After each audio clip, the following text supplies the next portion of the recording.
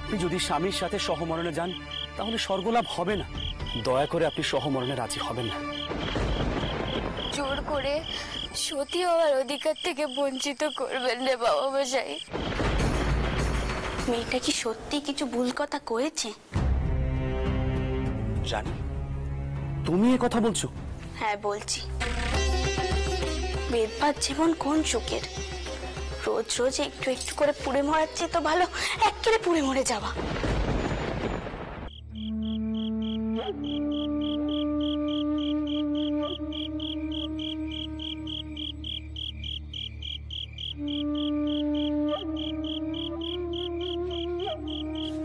বাউন বউ, ও বাউন বউ, বলি আজ সেরে রেত কি উপোস করে থাকবে নাকি? তাহলে কিন্তু পেটে পিকটি পড়বে। আমি যাই ওদেরকে মিষ্টি আনতে বলি।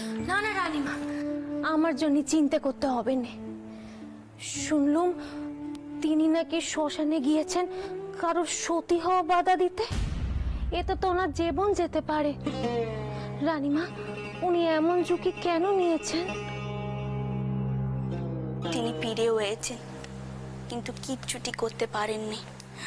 ওই মেয়ে শেষ পর্যন্ত তার মত পাল্টায়নি। সে নিজেই চিতে উঠেছে বেদবাদ জীবন কাটাবে না বলে।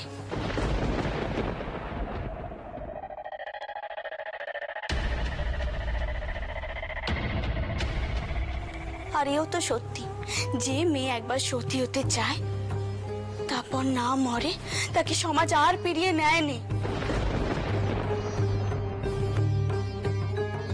তার টাই কোথায় হবে বলো তো? নিজের জ্বালা জুড়োতে সে পুড়ে মরল। আমিও তো দিন রাত সে কথাই ভাবি। কোথায় যাব, কি করব, কিছুই জানি না। তিনি নিজে তোমায় আশ্রয় দিয়েছেন, তোমার এত চিন্তে কিসের? তবুও চিনতে হয় রানীমা। আমার নিজের জন্য চিনতে হয়নি, আমার আপনাদের জন্য চিনতে হয়। ওরা আগুন লাগাতে গিয়েছিলেন, পারেনি। ওরা কি হাল ছেড়ে দেবে? দেবে না। ওরা সবাইকে মেরে হোক, জ্বালিয়ে পুড়িয়ে হোক, আমাকে ঠিক এখান থেকে তুলে নিয়ে যাবে। আমার সৌর বাড়ির লোকেরা আমার জায়ের সঙ্গে ঠিক এমনটাই করেছিল।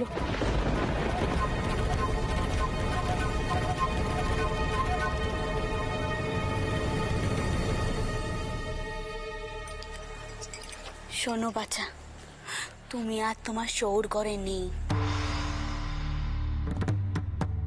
তুমি রয়েছ আমার সৌর ঘরে। আর যিনি এ বাড়ির কর্তা, তিনি নিজে তোমায় টাই দিয়েছেন। তার আশ্রিতকে কেউ তুলে নিয়ে যাবে এমনটা কোনোদিনই সম্ভব নয়। তিনি নিজে তোমাকে কথা দিয়েছেন রক্ষে করবে বলে। তিনি তোমায় ঠিক রক্ষে করবেন। আর আমাদের অনুমতি ছাড়া এই বাড়ির ভেতরে কোনো বাইরের লোক ঢোকে তেমন ক্ষমতা কোনো জমিদারের লিটল পাইকদের নেই। তোমার ঘুমোর আজ আমি ভাঙবো রাজচন্দ্র দাস। নিজেকে বড্ড কেউ কেটা ভেবে ফেলেছ। তোমার বাড়ি থেকেই তোমার আশ্রিতা উধাও হয়ে যাবে, তুমি টেরও পাবে না।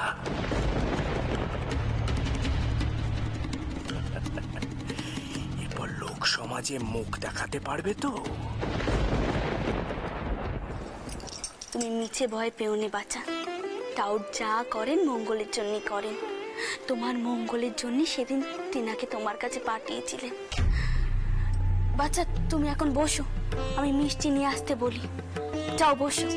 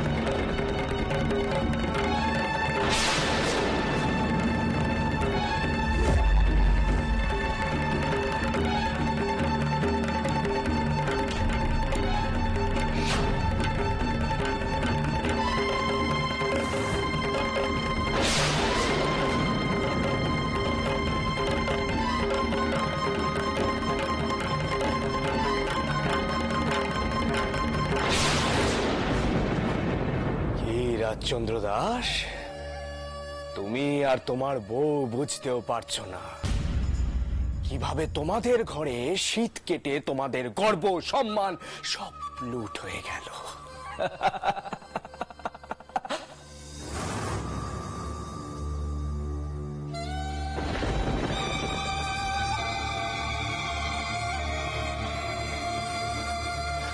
আস্তে আস্তে, সাবধানে।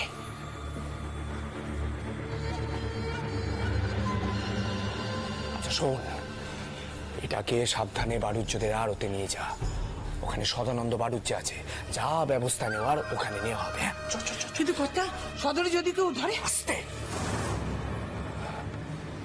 চলো, আমি নিয়ে যাচ্ছি, এসো আস্তে।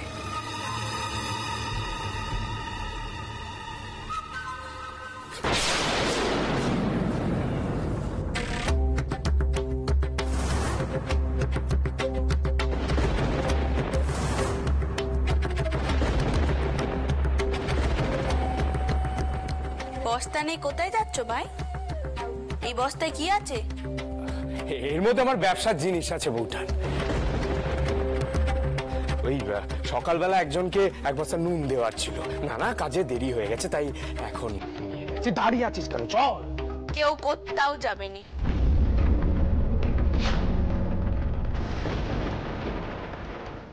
আহা, দাঁড়িয়ে পড়লি কেন? দেরি হয়ে যাচ্ছে, চল তাড়াতাড়ি।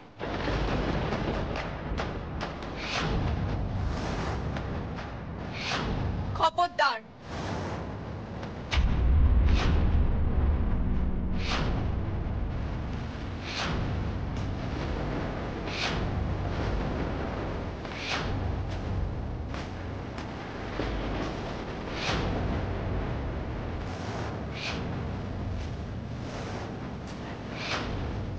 কেউ এক পাও এগোবেনি।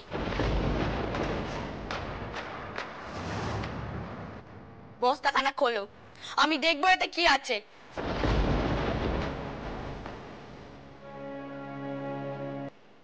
খোলো বলছি। বাতাসি দিদি, কে কোথায় আছো শিগগিরই এসো। দিদি, বাতাসি দিদি, কে কোথায় আছো শিগগিরই এসো। শিগগিরই এসো, তোমরা তাড়াতাড়ি এসো। কি হয়েছে বৌরানী? এই বস্তাখানা এক্ষুনি করো, করো বলছি। খবরদার, কাজটা কিন্তু ভালো হচ্ছে না বউঠান। এ বস্তা আমার, আপনি কেন খুলবেন? কি হলো? আমার কথা তোমার কানে যাচ্ছে না? বস্তাখানা এক্ষুনি খুলে শিবানীকে উদ্ধার করো। শিবানী, শিবানী এই বস্তা? এ কেমন কথা বাছা? কিছু মনে করো না, তুমি শুধু শুধু আমার অভয়কে বদনাম করার জন্য এমন জোর করছো। এই অভয়, তুই যা তো নিজের কাজে যা, ওরা যা ইচ্ছে করুক, আমি এদিকটা সামনে নেবো। কেউ কোথাও যাবেনি। একদিন এমন ভাবেই দিদিকে কাশিতে পাঠানো হচ্ছিল। কি তোমরা কি করছো? দিদি,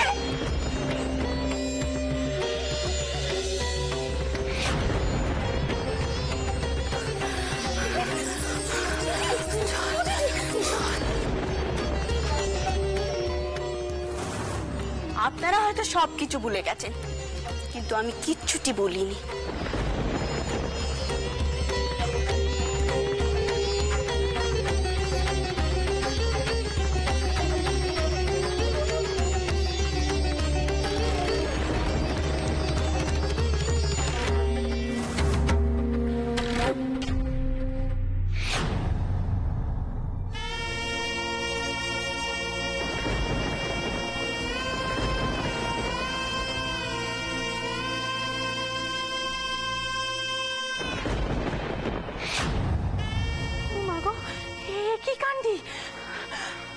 আমি ঠিক যা ভেবেছিলাম তাই হলো। বাতাসি দিদি, তুমি ওর চোখে মুখে জল দাও, জ্ঞান ফেরাও।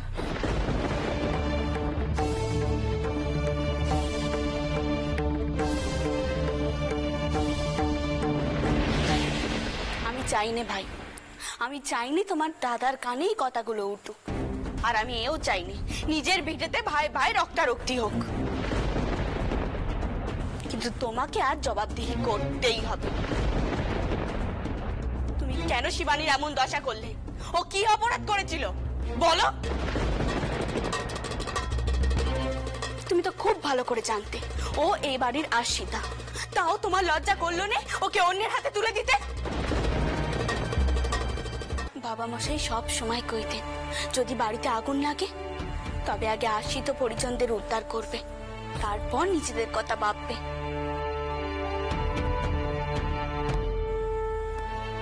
এমন মানুষের সংসারের একজন হয়ে তুমি এমন কাজ করতে পারলে ভাই?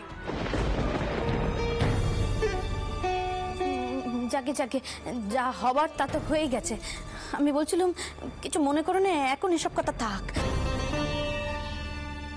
বাউনের মেয়েটির পরানটা তো রোকে পেয়েছে, সেই ঢের।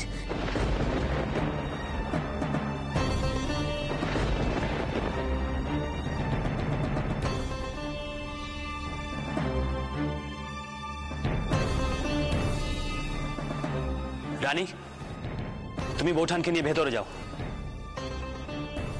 এই কাজ তোমাকে কে করতে বলেছে?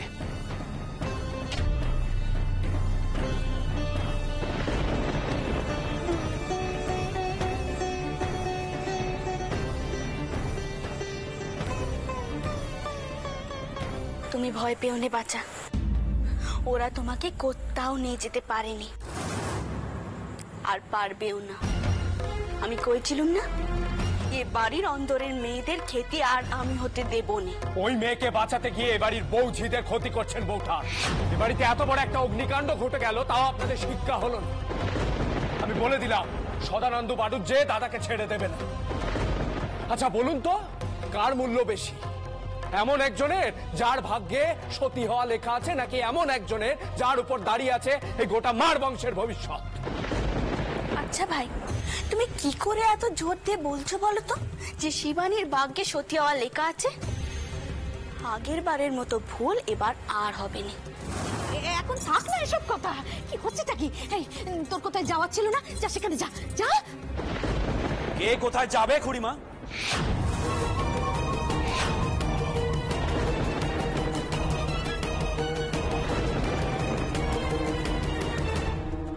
আজ এর একটা ফয়সালা হবেই।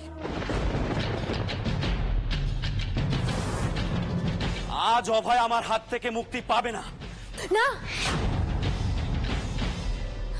না, আমার জন্য এসব করবেন না, করবেন না।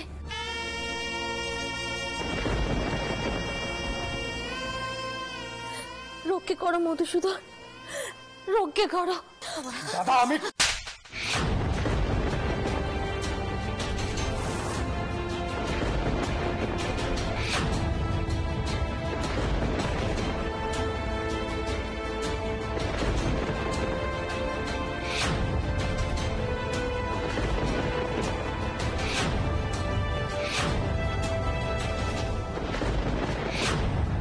একই সংসারের মানুষ হয়ে তুমি এত বড় শয়তানি করলে কি করে?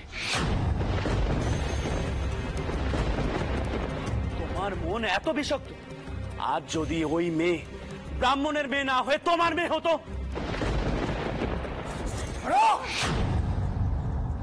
আমি তোমার চোখ রাঙানিকে ভয় পাই না রাজচন্দ্র দাস। তুমি ভুলে যাচ্ছ আমি এই বংশের ছেলে, আমারও দায়িত্ব এই বংশকে রক্ষা করা।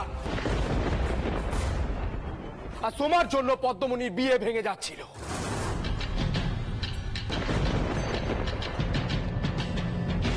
ব্রাহ্মণ সমাজ বারবার বাড়িতে এসে হুমকি দিয়েছে শুধুমাত্র তোমার জন্য।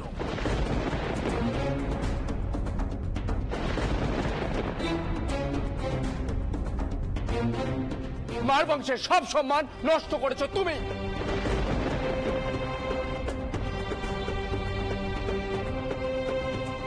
আজ শুধু বাড়িতে আগুন লেগেছে, কাল হয়তো তোমাকে বাঁচাতে গিয়ে কারোর প্রাণ যাবে।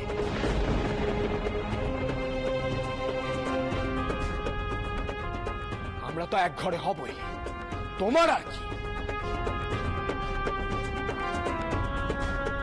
তুমি তো মেয়ে বিয়ে দিয়ে পরগোত্রে করে দেবে, কিন্তু আমার ছেলে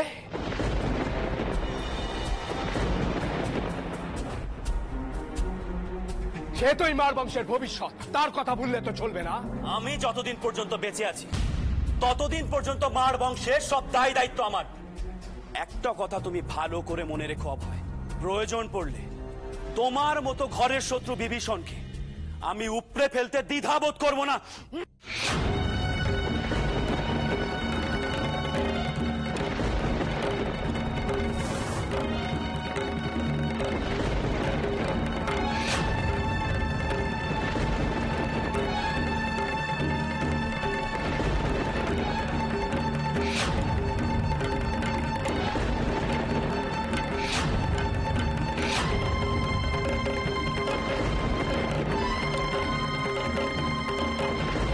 ছাড়ুন আমাকে, আর যা হওয়ার হবে।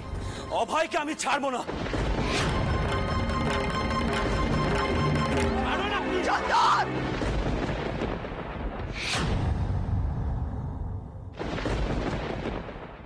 অভয়, অনেক হয়েছে, আর নয়। আমি এখনো বেঁচে আছি। কি আরম্ভ করেছো তোমরা? একটা কথা শুনে রাখো, কেউ কোনো কথা বলবে নে। যাও, নিজের ঘরে যাও, তোমরা যাও। ফুল ঠাকুমা, তুমি জানো না অভয় কি বলছিল? আমি সব জানি। হ্যারে চন্দর, তোর বাবা নেই বলে তুই আমায় মান দিবি না? আমার কথা শুনবি না? আমি তোকে এখান থেকে যেতে বলেছি।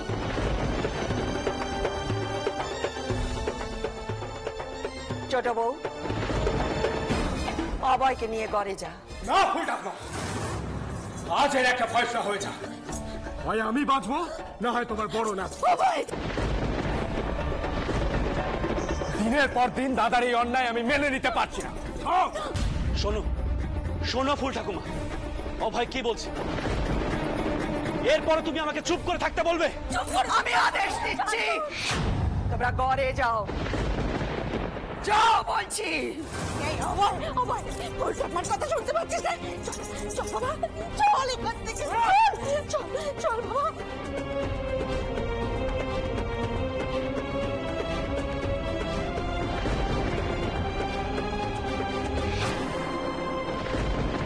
আমি জানতে চাই, চন্দরকে এখানে কে ডেকেছিল? আমি ডেকেছি ফুল ঠাকুমা।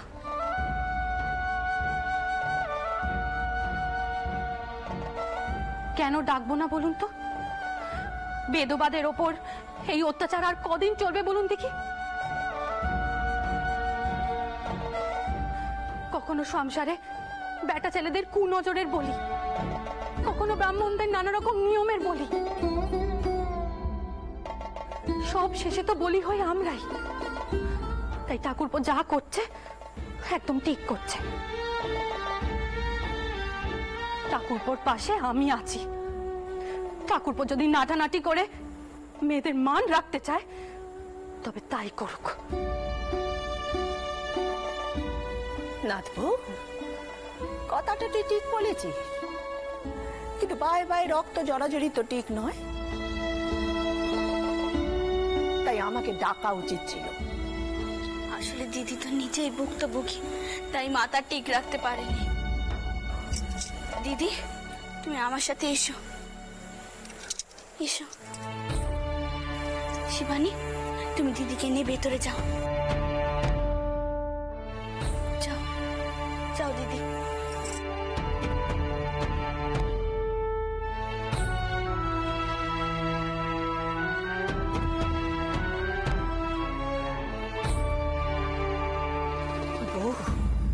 তুই চন্দরের কাছে যা, ওকে সামলা। মাথায় রক্ত উঠে গেছে, একটা অঘটন যদি ঘটে যায় তাহলে কেতি হয়ে যাবে। যা মা যা। তোর শ্বশুর এই সংসারটাকে বেঁধে রাখতে চেয়েছিল। আমি জানি অভয় অনেক অন্যায় করে, কিন্তু রক্ত জড়াজড়ি তো কাজের কথা নয়। তুই যা, চন্দরকে গিয়ে সামলা। তুই ছাড়া কেউ সামলাতে পারবে না, আর সে কথা তুইও খুব ভালো করে জানিস।